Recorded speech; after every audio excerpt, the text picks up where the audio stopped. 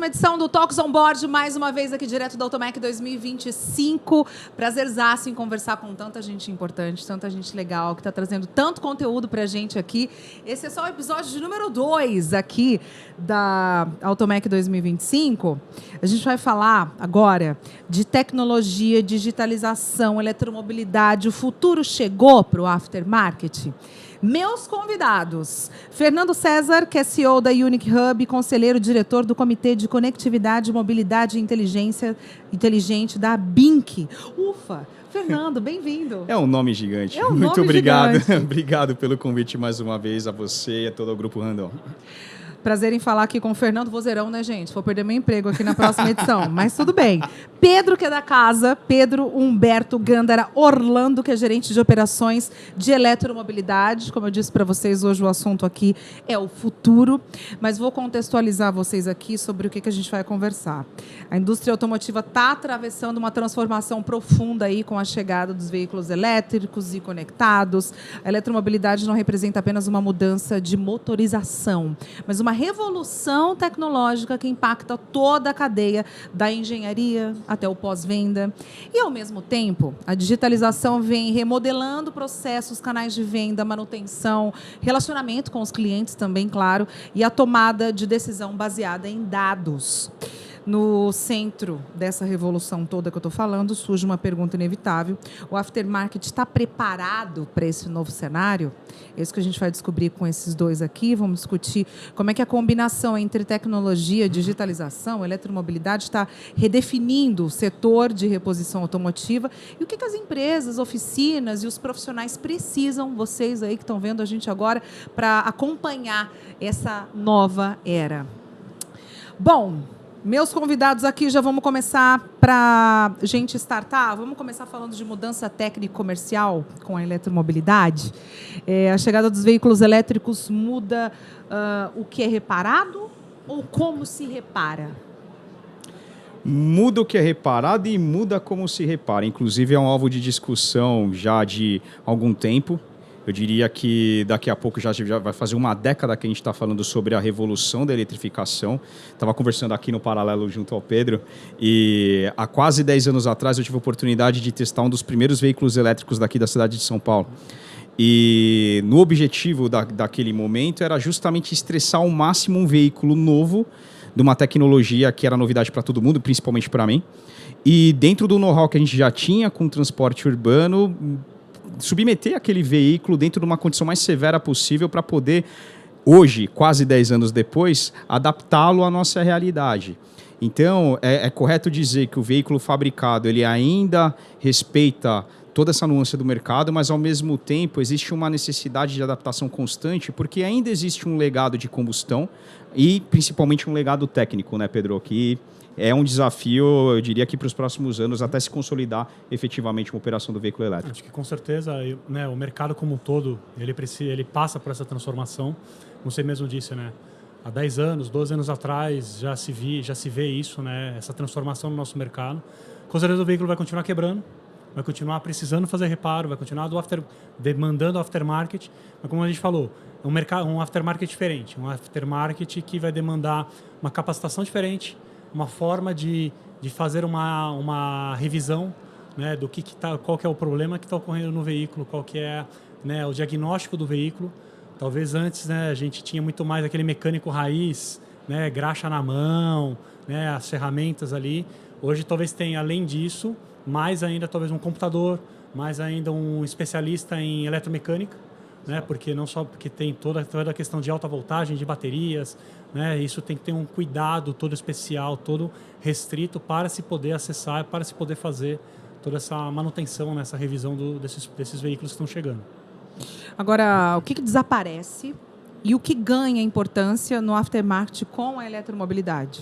Olha, um pouquinho do que eu consegui vivenciar antes ainda de fazer minha transição para a empresa de tecnologia que hoje eu comando foi justamente a saída de determinados componentes mecânicos do veículo que estão no dia a dia da manutenção de frota. Exemplo, motor de combustão interna, que é dotado de lubrificação, filtros, sistemas pneumáticos, entre outros conjuntos mecânicos que hoje ainda exigem muito da manutenção de frota, mas eles estão, de certa forma, dividindo o espaço já como operação elétrica já existente em algumas cidades. Tá? Então, hoje, quando se fala principalmente desses temas, componentes mecânicos, lubrificação, que tem toda uma periodicidade preventiva de se fazer a manutenção, já não se necessita mais. Já existe uma facilidade muito boa, isso vai se converter lá na frente no custo por quilômetro do próprio veículo, e o que é um benefício, sem dúvida, para o frotista. Evidentemente que a preparação técnica para este profissional que antes lidava focado com veículo de combustão interna também tem outros níveis de exigência, né? Desde a formação eletromecânica, como o Pedro acabou de dizer, mas, acima de tudo, também na conversão não somente de novas contratações, mas na conversão daquele profissional raiz para atuar com esse novo cenário que está se expandindo dia após dia. Diretamente a parte de motores, a parte de transmissão, o eixo que transmite o próprio torque do motor, isso com certeza é algo que naturalmente já sai, né, já sumiria num veículo 100% elétrico. Você vai falando num veículo híbrido, um veículo de outros tipos de propulsão, ele ainda se manteria, mas começando ganhando a importância de toda essa parte de eletrificação, né, a bateria, os motores elétricos, e aí toda essa questão de capacitação com certeza tem que ser revista, né? Todo o mecânico pode ser que ele continue, mas os especialistas eletrônicos de como mexe numa bateria, como mexe no motor elétrico, né? A quantidade de peças naturalmente reduz, né, de um veículo. O veículo fica mais simplificado quando fala de um veículo 100% elétrico em relação a um veículo que hoje é um veículo 100% a combustão, ou a gasolina, ou a diesel, como são os caminhões, como são os ônibus. Então isso tudo tende a mudar, simplificar uma parte, mas também trazer desafios em outras áreas. Né? A gente está falando de um futuro muito próximo, né? Já, né? Um futuro que acontece. Talvez o presente, sim, né? Sim. Como é que as empresas estão se preparando aí para atender essa nova demanda? Este é o ponto. Dentro de toda a minha experiência, eu tive o privilégio de acompanhar desde a área técnica, atuando também com outros técnicos lá, um pouco mais de 20 anos atrás, lidando com a graxa, lidando com óleo, apertando o parafuso.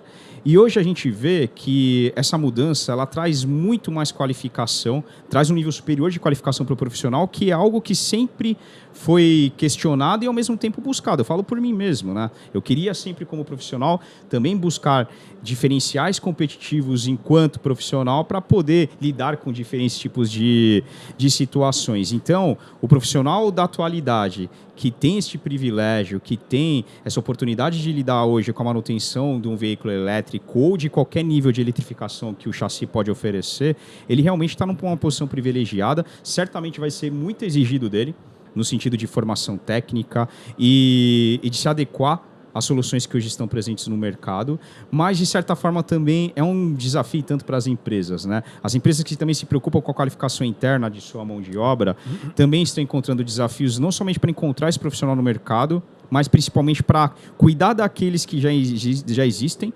principalmente por conta da geração.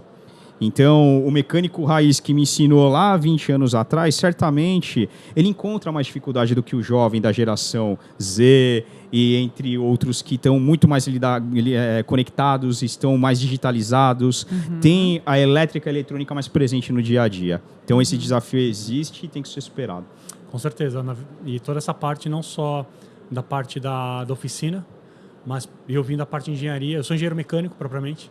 Então, eu era o engenheiro que ficava embaixo do caminhão ali, apertando, soltando parafuso, sujando a mão. Eu já tive que me adaptar, né, dessa transição da parte da mecânica mesmo, né, para essa parte de eletrificação, algo assim, né, porque a mecânica você vê o motor, você vê o pistão subindo e descendo, você vê tudo aquilo funcionando. A elétrica você tem que imaginar elétrons andando dentro de um cabo, né, de um fio. E aí as minhas equipes de engenharias, né, eu também tive que adaptá-las e tive que mudar, inclusive, a formação deles, né? Hoje eu tenho a necessidade de contratar mais engenheiros elétricos e eletrônicos para mexer com essa parte da bateria, com essa parte do cabeamento, do motor, do inversor, e um pouco menos da questão de um eixo, menos de um motor, né, menos de uma combustão interna ali de um motor convencional a gasolina. E isso, né, começando desde essa parte do desenvolvimento até chegando nessa parte do mercado, né, da garagem, em que é mandatório você ter alguém que entenda minimamente de como mexe numa bateria de alta tensão. Existem áreas na empresa, por exemplo, hoje, que nem eu posso ter acesso, pelo nível de severidade, de segurança que tem que se ter para saber o que exatamente está se fazendo. Né? Os próprios montadores hoje dos sistemas elétricos, que, por exemplo, a Suspensys possui, do ICIS, ali, do eixo elétrico de carretas, eles são eletroeletrônicos, não só aqueles montadores que estão acostumados a apertar parafuso, a sujar a mão da graxa. Toda essa parte, tudo isso é necessário se adaptar, a mão de obra é necessária ser adaptada para que a gente consiga ter um sucesso aí nesse presente. Né? Não é tanto mais futuro, é mais presente que está na nossa realidade. E acho que vocês que acompanharam de perto essa transição são as melhores pessoas para a gente falar de digitalização, né? Que a gente já startou aqui. Como é que essas ferramentas digitais estão melhorando os processos de manutenção e atendimento? Digitalização é um caminho sem volta. Não é somente uma realidade, mas é daqui para frente e é o nosso dia a dia. A IA já bateu na porta das oficinas e distribuidores, não? A IA está chegando cada vez mais forte na porta das oficinas e nós, enquanto empresas de tecnologia, temos que estar sempre na dianteira desse tema, principalmente para poder ajudar o frotista, ajudar o fabricante a desenvolver melhores produtos, melhores soluções aplicáveis para determinados mercados, atendendo a severidade necessária também. Então, tudo isso depende de informação, depende de dado. Né? Agora há pouco, na nossa conversa, a gente está falando do ouro digital. Então, essa não é somente a moeda do momento, mas é a situação que está acompanhando a gente no cotidiano. Eu acredito muito na integração de informações, na integração de sistemas, na integração de soluções, principalmente respeitando um legado que ainda vai ficar por algum tempo, seja ele mecânico, pneumático, hidráulico, convertendo aí para o veículo elétrico também para soluções de eletrificação. Mas isso, querendo ou querendo, vai ser integrado. E quando a gente fala, por exemplo, de sistemas digitais que monitoram frotas, que monitoram ECU de veículos, que estão muitas vezes monitorando sistemas de eletrificação para mostrar a melhor aplicação do produto, ou a melhor aplicação da frota, seja lá para carga ou para transporte de passageiros, um sistema que consegue monitorar em tempo real o funcionamento do veículo, também é um sistema que está conectado com todos os sistemas de gerenciamento da própria empresa. Tá? Então, com isso se associam os custos, se associam, de repente, a melhor compra do componente, a melhor substituição preventiva do componente. E hoje em dia a gente não precisa mais do veículo dentro da garagem, dentro da empresa, para saber, está na hora de trocar a peça. Hoje, de uma forma remota, de uma forma digital integrada, a gente consegue acompanhar, às vezes, com um alerta no celular, dizendo o seguinte: olha, está na hora de você parar esse veículo, está na hora de você parar esse lote de veículos para realizar determinada manutenção preventiva. Por isso que é um caminho sem volta, eu gosto muito disso, é a área que eu atuo já há alguns anos também, e vejo que, como disse, fabricantes e frotistas só têm a se beneficiar com isso.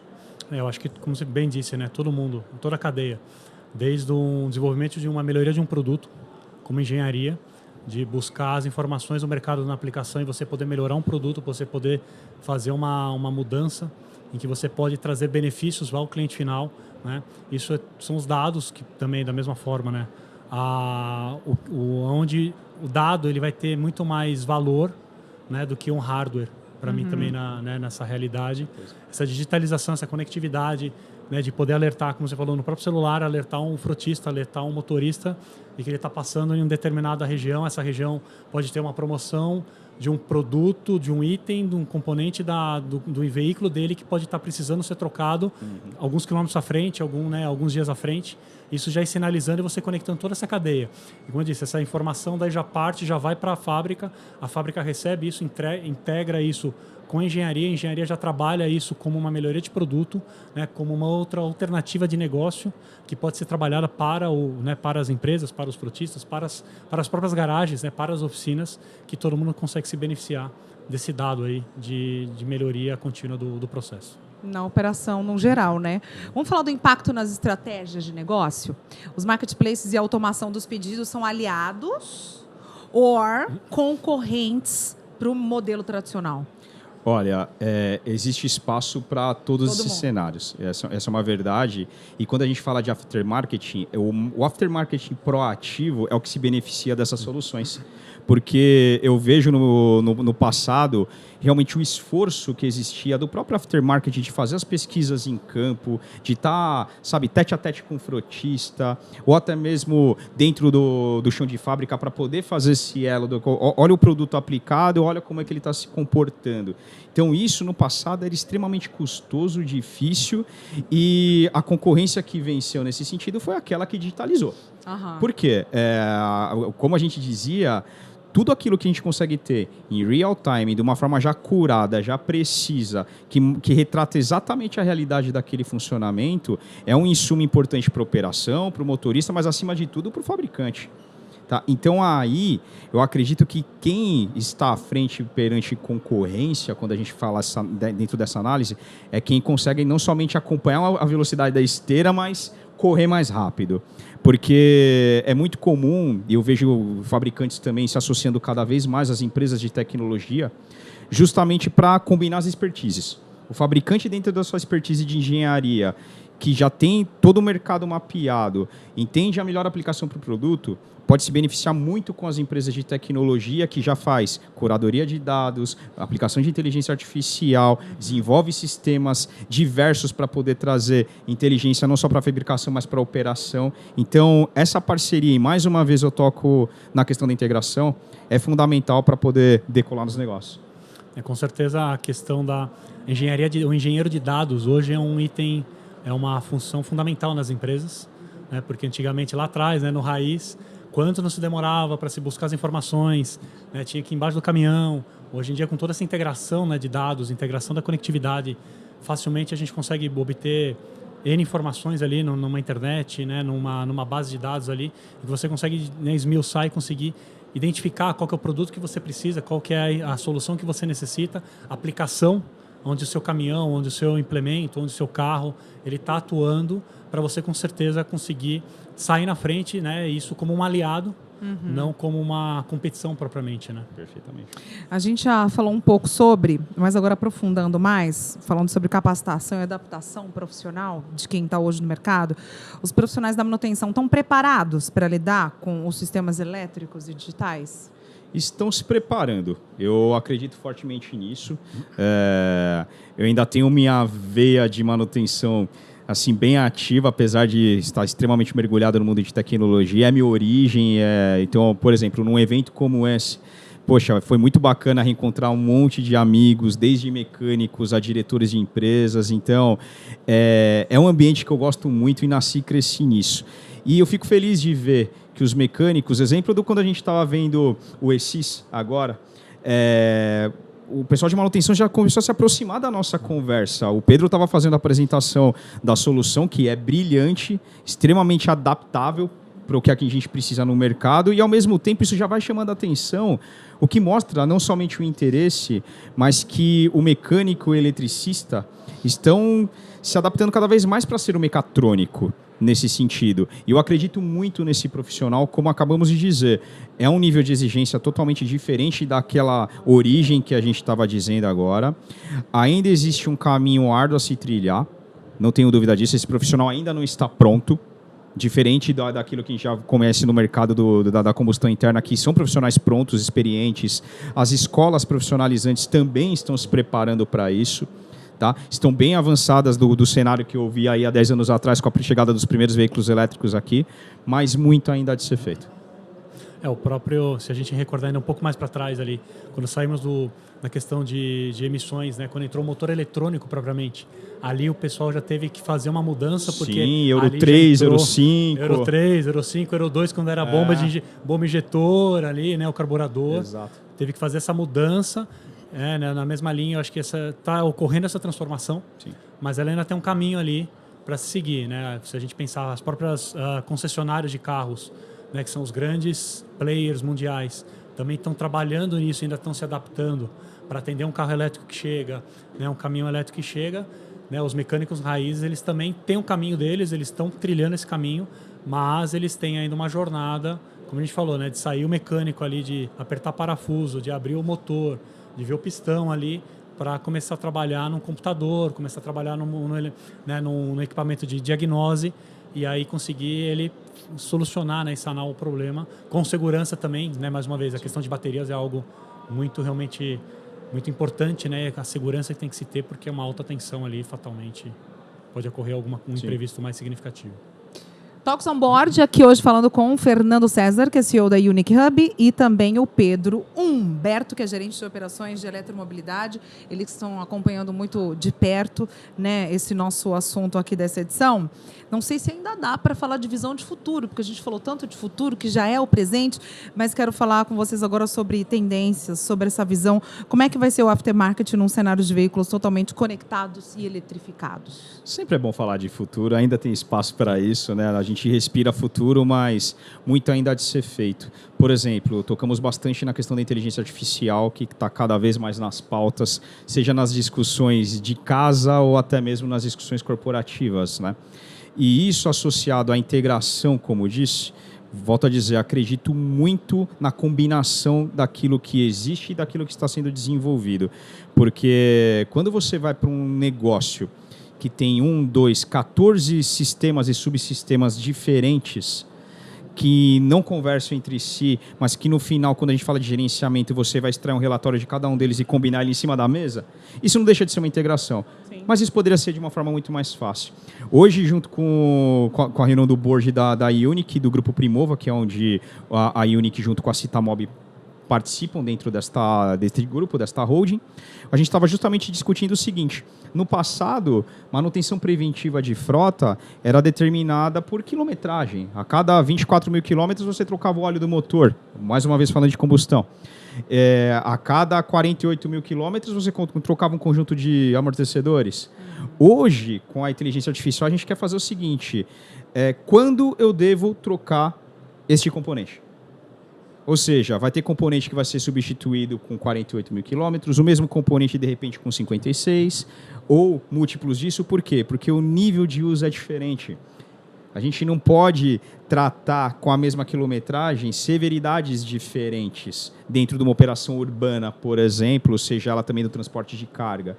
Então, muitas vezes, o mesmo veículo que está numa mesma rota vai ter condições diferentes de severidade. Então, isso tem que ser respeitado. Não tenho dúvida que inteligência artificial que acompanha o comportamento do veículo, acompanha o consumo de combustível do veículo ou até mesmo carregamento e autonomia deste carregamento enquanto elétrico, são dados importantíssimos para a gente poder modelar a manutenção adequada. Mas, como eu disse, falei de 3, 4 coisas diferentes. É necessário estar integrado para trazer um único ponto para poder gerir. Com certeza a inteligência artificial ela é uma realidade, né? Nós usamos na empresa para desenvolvimento, usamos para fazer manutenção mesmo das máquinas de equipamentos industriais. E isso com certeza está aí, né? É uma realidade que está para nos ajudar, nos aliar. Ao mesmo tempo também pode nos aliar, ao mesmo tempo também abre oportunidades para outros concorrentes virem também para entrar no nosso mercado. Então nós temos que estar preparados e cada momento, cada segundo é importante para a gente estar atualizado, para a gente estar utilizando essa ferramenta da melhor forma e aí realmente poder trazer e agregar esses valores para um aftermarket, para uma frota. Né? Eu concordo contigo quando você diz, antigamente eu trocava com 48 mil quilômetros e toda a frota. Com certeza, né, um ônibus que roda numa área de São Paulo é diferente na Zona Sul, pode ser diferente numa Zona Norte, pode ser diferente de uma outra região. E esses componentes, trazendo essa inteligência artificial, você consegue otimizar o seu TCO, otimizar a sua operação para realmente trazer um benefício de você, né, utilizar o máximo que você pode naqueles componentes. O mais preditivo possível. Com certeza. No momento certo, essa manutenção, esse reparo tem que ser realizado. Acredito que essas soluções ajudam muito para isso. Tecnologia, digitalização, eletromobilidade. Comecei fazendo uma pergunta, né? Agora eu vou terminar fazendo uma afirmação. O futuro chegou para o aftermarket.